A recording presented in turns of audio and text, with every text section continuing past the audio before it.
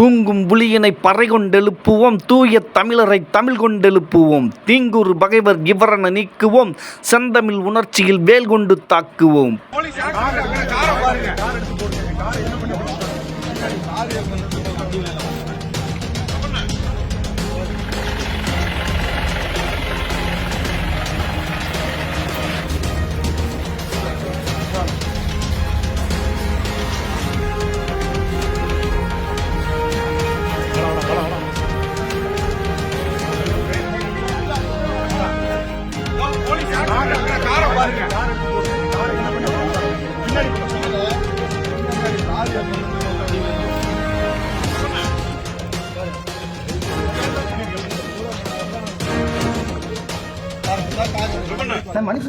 தொடர்ச்சியாக திமுக அரசாங்கம் என் மீது ஒரு 11 வழக்குகளை போட்டு முடக்க நினைத்தது. அதே போல மீண்டும் ஒரு வழக்கை போட்டு பொய் வழக்கை போட்டு முடக்க நினைத்தது.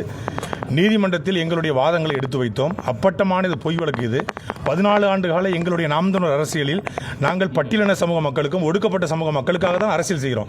நான் என்னுடைய வலையொலியில் கிட்டத்தட்ட 1800 காணொலியில் 800 காணொலிகள் ஒடுக்கப்பட்ட சமூக மக்களுடைய வழிகளையும் வேதனைகளையும், குறிப்பாக வேங்கை வயல், மேல்பாதி, சங்கரங்கோயிலுடைய சாதிய பிரச்சனை, நாங்குநேரில் சாதிய பிரச்சனை, இதுக்கெல்லாம் ஆதரவாக நின்று அந்த மக்களுக்கு ஆதரவாக நின்று. ஆனால் என்னை SC/ST அப்படிங்கிற ஒரு PCR சட்டத்தில் என்னை முடக்க பார்த்து திமுக அரசு. அது அப்பட்டமான சட்டத்திற்கு புறம்பான வழக்கு.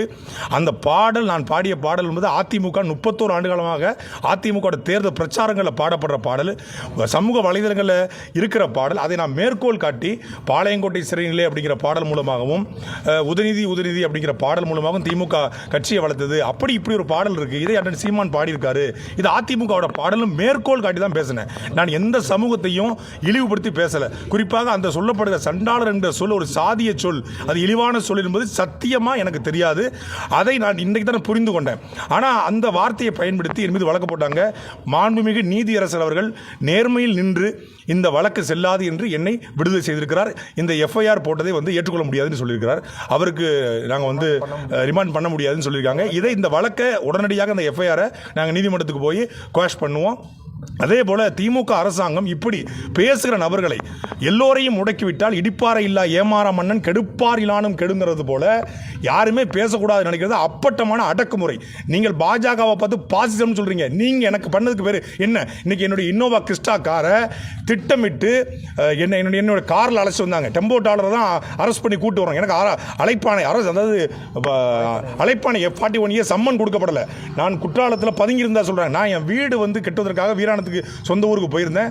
புதுசாக கார் வாங்கி சொல்லி எங்கள் ஊர் அம்மன் கோயிலில் போயிட்டு மாலை போடுறதுக்காக போயிருந்தேன். அங்கே குற்றாலத்தில் குளிச்சுட்டு தங்கியிருக்கும் போது காலையில் செக் அவுட் பண்ணி ஊருக்கு போகும்போது வம்படியாக என்னோட 2 செல்ஃபோனையும் பறிச்சாங்க.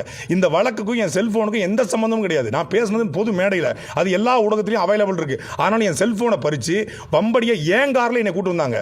கூட்டு வரும்போது அந்த ஓட்டுநர் முழுமையான போதையில் இருந்தார். போதையில் தூக்கத்தில் இருந்து திட்டமிட்டு சிறுலிருத்தூர் பக்கத்தில் என்னை விபத்துக்குள்ளாக பார்த்தாங்க. ஆனால் அது அந்த நேரத்தில் என்னுடைய ஓட்டுநர் பின்னாடி இருந்து எச்சரித்தார். மீண்டும் மதுரை பக்கத்தில் என்னுடைய வாகனத்தை நீங்கள் பார்த்தா தெரியும். படம் பிடிச்சு தயவு செய்து ஊடகங்கள் போடுங்க.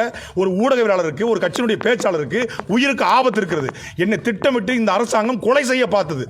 மதுரை பக்கத்தில் விளாங்குளம் அப்படிங்கிற அந்த டோல்கேட்டு பக்கத்தில் காவலர் கொண்டு போய் ஒரு கார் மேலே மோதுவாங்க. பின்னாடி இருக்கிற லாரி என் கார் மேலே மோதி எனக்கு முதுகு வலி, என் டிரைவருக்கு தலைமுழுக்கு அடிபட்டு இருக்கிறது.